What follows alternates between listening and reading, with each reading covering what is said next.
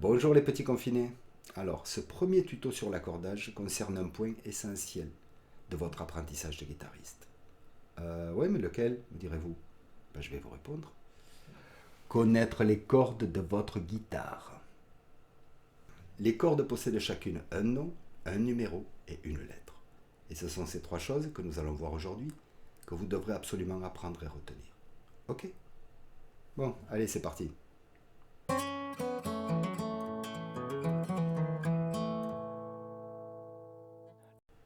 Alors commençons par la corde numéro 1 qui est aussi la plus aiguë. C'est un Mi. Mi. On passe au-dessus. Corde numéro 2 est un Si. Si. Hop, encore une au-dessus. Sol. Sol. On fait un petit bond au-dessus. Ré. Ré. On passe à l'avant-dernière. La. La. Et enfin la dernière, la plus grave. Mi. Mi. Bon, vous avez remarqué qu'il y a deux fois Mi. La corde aiguë est un Mi et la corde la plus grave est un Mi aussi. Donc on a longtemps réfléchi pour les différencier et on s'est dit, tiens, la corde aiguë qui est un Mi aigu, on va l'appeler Mi aigu, et la corde grave qui est un Mi grave, on va l'appeler Mi grave. Ce qui nous donne dans l'ordre, en partant de la plus grave. Donc de la corde numéro 6, ça nous donne Mi, La, Ré, Sol, Si, Mi.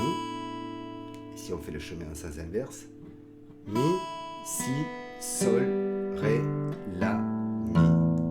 Mi, La, Ré, Sol, Si, Mi. Mi, Si, Sol, Ré, La, Mi. Alors, entraînez-vous à faire ce petit exercice régulièrement, si possible sans regarder votre main droite, et vous verrez qu'au bout d'un moment, tout naturellement, et comme un petit poème, vous allez apprendre le nom des cordes de votre guitare et le retenir. Alors, à quoi ça sert? Déjà, quand on sera en cours, au lieu de vous dire, comme je le fais d'habitude, corde numéro 1, corde numéro 4, corde numéro 3, et vous voir en train de compter sur votre guitare pour trouver la bonne corde, je vous dirai simplement corde de Sol, et vous saurez très vite où elle est, corde de Mi aigu, corde de Si, corde de La, etc., etc. Allez, maintenant on va faire un petit peu d'histoire. Pas de panique, ça sera très court.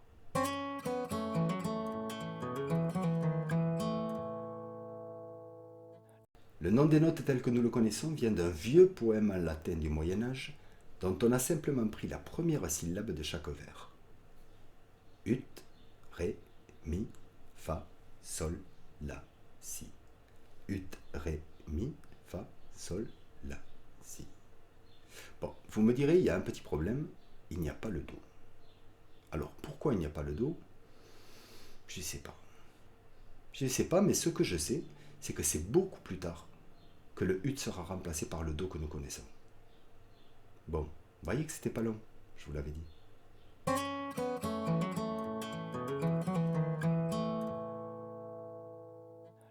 Bon, on vient de voir le nom des notes et leur numéro. Maintenant, il nous reste à découvrir leurs lettres. Alors, pourquoi une lettre?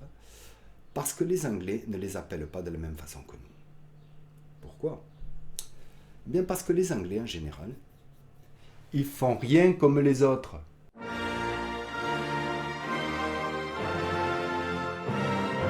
Du coup, ils ne se sont pas embêtés, ils ont juste pris l'alphabet et ils ont nommé les 7 notes A, B, C, D, E, F, G.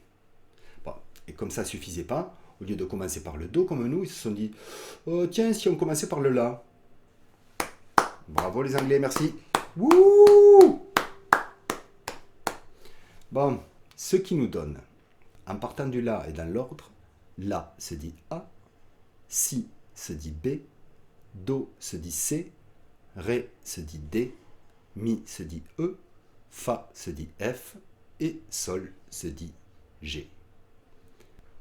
Alors vous me direz pourquoi s'embêter à apprendre ces lettres vu qu'on a déjà notre façon à nous de nommer les notes et qu'en plus on la connaît bien. C'est tout simplement que le reste du monde a adopté la méthode anglophone pour nommer les notes et que partout sur internet, quand vous allez aller chercher des partitions ou voir des accords, vous allez tomber sur cette façon de nommer les notes. Les accords, au lieu de s'appeler Do, s'appelleront C.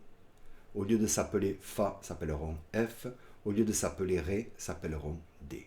Donc, vous avez tout intérêt à connaître les deux méthodes pour ne pas être perdu plus tard sur Internet.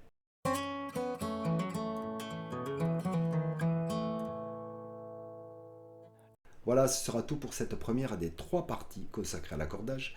Dans la prochaine, nous découvrirons les différents types d'accordeurs.